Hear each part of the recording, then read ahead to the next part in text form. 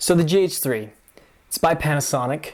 It is under the model name Lumiz, and the GH4 was just released. But I am, however, always a step behind of the cool thing, and so I have just gotten my GH3 a couple months ago. And I am mainly a videographer, but I'm also doing a lot of photography as well. That's the purpose behind the GH3 purchase. And I had always heard a lot of good things about the hacked GH2s, etc. And so I've always been kind of watching the GH3 for about a year before I got it. And yeah, I finally have it. And so if you'd like to read any in-depth stuff, just search for the GH3 or the hacked GH2, and you'll know why a lot of people that are do a crossover of video and photography purchase the GH3 and use it. It has a lot of built-in capabilities that are kind of aimed at a videographer. It's got I think it's a 16.05 megapixel sensor, which is a micro four thirds sensor, and you have a Panasonic mount, so you have to get, if you're using just Panasonic lenses, that's awesome. But if you're going to I use Nikon mount lenses, so I have a Metabones adapter, etc.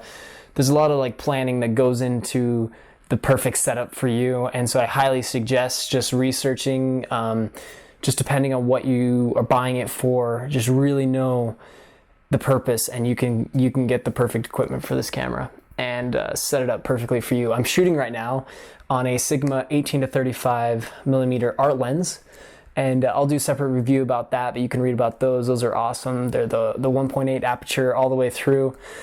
So you basically have all these primes in one. But we're talking about the GH3, and if I wish I could hold it in my hand. It's my only camera right now, and so I'll take some video with my iPhone and show you it. But it basically is very comfortable. If you ever hold onto a Canon Rebel, or they feel very plasticky, and this one doesn't feel like that at all. It has this kind of weatherproofing, and all the controls feel good. Let's see. Wanted to tell you guys the back LCD screen that flips out, so you can turn it and flip the screen in to protect it when you're not using it, and it can also flip out when you are using it, or you can flip it into selfie mode or whatever. Or right now I have it flipped out so I can kind of see a little piece of what's being shot right now. But that is not as good as the GH4, of course. The GH4 has more pixels, is supposed to be more correct as far as color goes and that sort of thing. The GH4 shoots in 4K, which is cool, but it's a lot more expensive. The GH3 actually just dropped in price, I believe, and it's $797.99 right now, and that's cheaper than what it was a couple months when I bought it. And so I'll link you guys on Amazon where I bought it. It's cheaper now. There's a lot more customer reviews of people's opinions.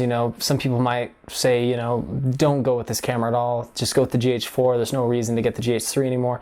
Some people will say, hack your GH2. There's no reason to buy a GH3. So it just depends on your financial situation right now and what you're really looking for. If you're just going to do straight photography and stuff, I would go with something like a Nikon, I think it's the 810 or something like that, D810. Those run a little more, but this camera all around, just perfect. I didn't buy it with the kit lens, so I can't tell you anything about that. I just bought it with the camera body, and I'm very pleased with it. So it's got full area touch control, autofocusing, full cinematic video 1080p, 1080 60p, which is it has MP4 format as well as MOV format, H.264, and it shoots in 70 megapixels a second tops. You will need a high-speed card that'll shoot that fast, and I'll link down below the card I got that works perfectly and never stutters or misses anything. You'll only need that card if you're going to be shooting the video with it. The one thing about this camera is its battery life lasts forever. I shot a whole wedding video, and went like under half, and I shoot a ton of video. Like I overshoot, and so I can't be more pleased with the battery life.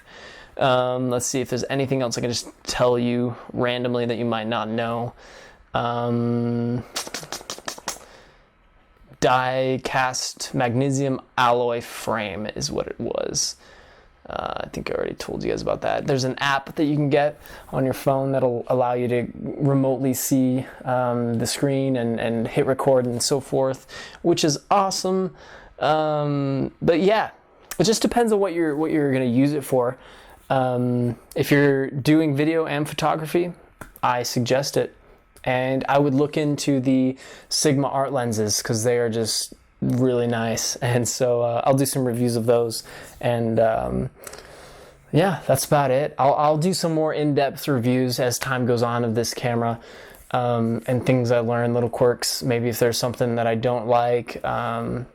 It took me forever to find the flash button to make the flash come up on it. And I don't use flash at all, but I was shooting photography for a wedding, and it was at the night, it's getting dark and it's dancing, and I'm trying to get some pictures, and I wasn't really properly prepared, and I was doing it free for a friend, and so I was just trying to take some flash photos, and I could not get this flash to come up, and I had only had the camera for a few weeks, and turns out there's this little button just right on the side, makes flash come up, and it was dark outside, so I guess that's my excuse for not finding it. But yeah, I'll link you to tons of reviews that you can just go and read.